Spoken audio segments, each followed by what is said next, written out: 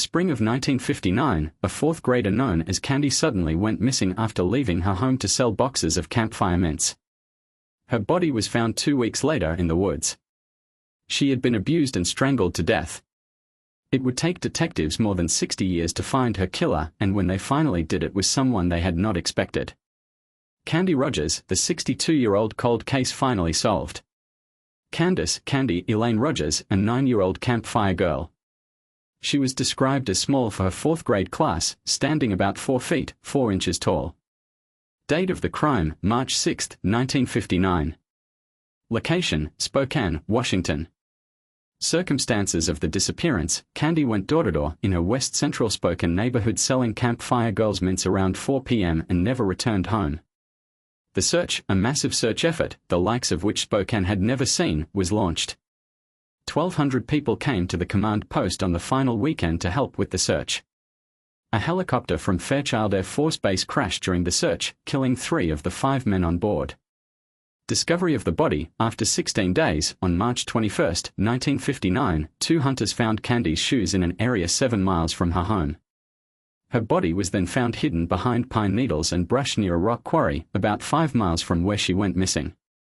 Cause of death, she had been sexually assaulted and strangled by a strip of cloth taken from her own clothes. Initial investigation, the Spokane County Sheriff's Office initially led the investigation. Hundreds of tips came in. Hugh Morse, who pleaded guilty to 2 other murders in Spokane and another in Minnesota, was a prime suspect, but DNA tests ruled him out. Impact on the community, the crime had a significant impact on Spokane, changing how children were allowed to roam freely. The news hit the community extremely hard and became a significant part of local history.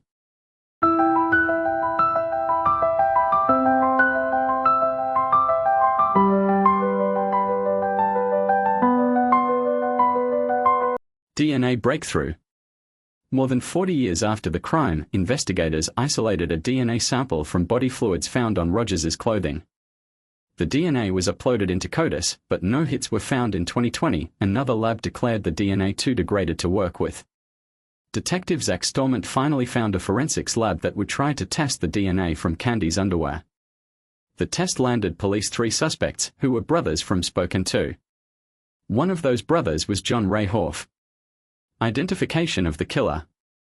John Ray Horff was identified as the killer. He was 20 years old at the time of the crime. Horff died by suicide in 1970. Stormont contacted one of Horff's living daughters, Kathy, who agreed to a DNA test. The DNA test showed that it was 2.9 million times more likely that the DNA belonged to someone who would be her dad. Police exhumed Horff's body in September and did a DNA test of his body against the DNA from the scene. It showed that it was 25 quintillion times more likely that the DNA belonged to Horff than someone else. Horff's daughter, Kathy, submitted a DNA sample to be analyzed that helped the investigation. She said she lived most of her life thinking he committed suicide due to depression, and now I think no. He was evil. Closure and lingering bitterness. The identification of Horff brought closure to Candy's family and the Spokane community. However, police expressed mixed emotions as the killer was already deceased. Subscribe to our channel for more solved, unsolved, forensic, and mystery crime-related cases.